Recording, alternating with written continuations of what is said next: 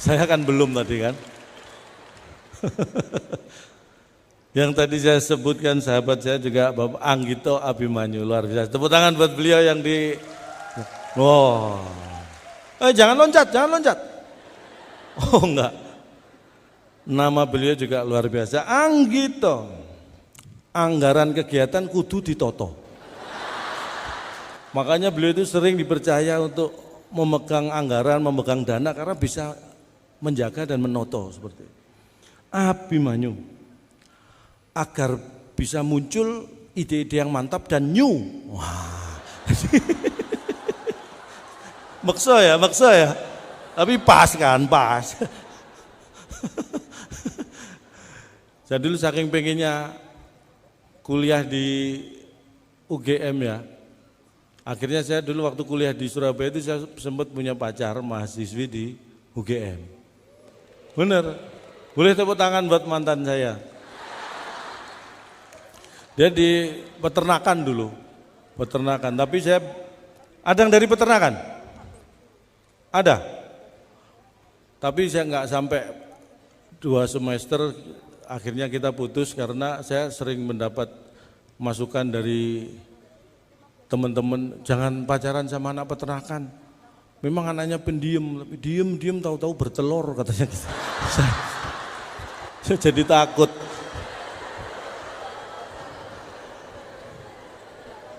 Makanya dengan alasan itu akhirnya kita berpisah. Di vokasi ini juga ada kehutanan Pak ya? Luar biasa. Saya terus terang seperti saya sampaikan, jangan berharap nanti Anda jadi Tarsan gitu ya. Karena toh bisa tidak sesuai dengan bidangnya juga. Yang namanya kehutanan nanti nggak harus kerja di hutan. Buktinya sekarang yang memimpin Indonesia juga dari kehutanan, ya kan? Ini bukti. Makanya tetap semangat kuliah sebaik mungkin dan jangan sampai jadi seperti saya. Karena nanti saingan saya jadi banyak. Saya bangga. Tadi saya juga diberi informasi. Di vokasi ini ada syarat-syarat bahwa kemampuan bahasa internasional, bahasa Inggris juga ditingkatkan ya Pak Wikan ya. TOEFL-nya berapa tadi Ustaz? 550 Pak ya, pencapaian TOEFL. Saya dulu, nanti Anda minder kalau saya sampaikan ya. Karena saya bukan nggak bisa bahasa Inggris, saya cuma ingin menunjukkan betapa cintanya saya pada Indonesia. Jadi kalau saya kemana-mana termasuk ke luar negeri saya nggak bahasa Inggris. Saya ingin tunjukkan pada dunia bahwa Cak Lontong nggak bisa bahasa Inggris. Bukan berarti saya nggak mau belajar. Saya itu orang yang tidak pernah lelah belajar. Cuma saya hitung-hitung saya sudah 3 kali merasa tertipu gara-gara pengen belajar bahasa Inggris. Pertama, secara waktu saya susah untuk ikut kursus, makanya saya otodidak, saya beli buku. Saya ke toko buku. Buku termahal untuk pinter bahasa Inggris saya beli. Ini Cak, rahasia menguasai bahasa Inggris. Saya beli, saya buka sampai rumah, kosong nggak ada isinya. Saya protes, ini katanya rahasia menguasai bahasa Inggris kok nggak ada isinya. Loh, namanya juga rahasia Cak. Nah, kalau ditulis nanti rahasianya bocor gitu. Sekali tertipu tidak menyurutkan semangat saya belajar. Saya minta lagi yang lebih mahal. Ini ada Cak lebih mahal, nggak apa-apa. Belajar bahasa Inggris kilat, saya beli. Saya sudah curiga, saya intip, oh ada tulisannya. Saya bawa ke rumah, benar ada tulisannya. Mulai halaman pertama sampai terakhir, tulisannya apa? Flash. Loh, jadi bahasa Inggrisnya kilat itu flash. Saya hanya tahu bahasa Inggris kilat, kata yang lain nggak tahu saya bahasa Inggrisnya. 2 kali tertipu, tetap semangat. Balik lagi saya. Sekarang gini deh, yang paling mahal buku biar pinter bahasa Inggris mana di sini? Kalau ini mahal enggak masalah, saya beli. 30 menit lancar berbahasa Inggris. Saya beli dan ini yang akhirnya terbukti. Karena sampai di rumah dalam waktu 30 menit saya lancar bahasa Inggris. Menit ke 31 enggak bisa lagi. Lancarnya tuh Pak cuma 30 menit. Tahu gitu kan saya irit-irit ngomongnya ya kan. Udah. Sejak itu saya enggak mau belajar bahasa Inggris. Bukan berarti saya nggak bisa, saya itu kalau sudah ngomong bahasa Inggris susah berhenti. Makanya daripada saya susah berhenti, mending tidak saya mulai. Itu prinsip saya gitu. Sejak itu saya nggak mau belajar bahasa Inggris. Bukan berarti saya nggak bisa. Saya itu kalau sudah ngomong bahasa Inggris susah berhenti. Makanya daripada saya susah berhenti, mending tidak saya mulai. Itu prinsip saya gitu. Tapi tetap ini seperti yang ada dalam pemikiran dosen-dosen kita itu pengen anak didiknya lebih maju. Saya juga gitu, anak saya harus lebih maju dari bapaknya. Bapaknya nggak bisa bahasa Inggris nggak apa-apa, yang penting anak saya jago. Makanya kalau di rumah, mungkin kalau Anda nanti suatu saat mampir ke rumah saya, Senin sampai Jumat di rumah saya ada aturan, semua anggota keluarga berkomunikasi harus dalam bahasa Inggris. Senin sampai Jumat, satu kata tidak bahasa Inggris denda 10.000. Ini saya terapkan gitu. Sabtu, Minggu baru bebas pakai bahasa apa aja. Karena saya di rumah kan Sabtu dan Minggu. Jadi kalau bikin peraturan jangan merepotkan diri kita sendiri kan. Nah, kalau setiap hari bahasa Inggris, saya paling banyak bayar denda nanti, ya kan. Tapi yang penting anak saya jago bahasa Inggris, itu yang membuat saya bangga. Penting sekali, dan Anda harus bangga menjadi warga negara Indonesia. Saya bangga. Saya nggak tahu apakah Indonesia bangga punya warga seperti saya. Ketawanya menghina Bapak.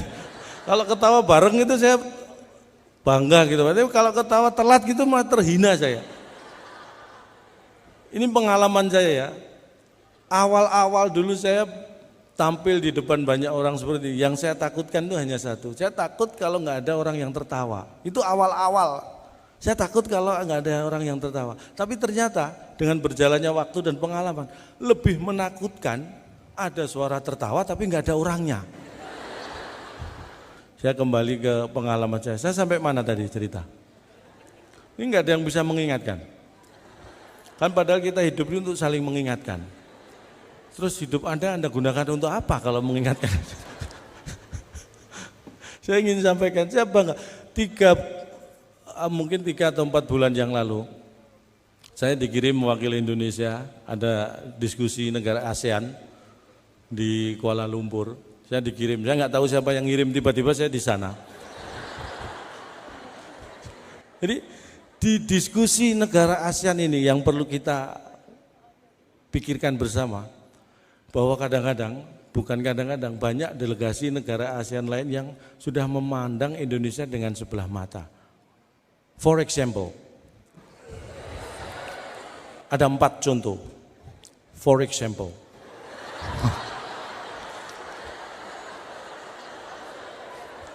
padahal berarti bahasa Inggris saya sebenarnya nggak benar-benar amat gitu ya. Sebagai contoh, ketika diskusi, tiba-tiba ada wakil dari delegasi Malaysia.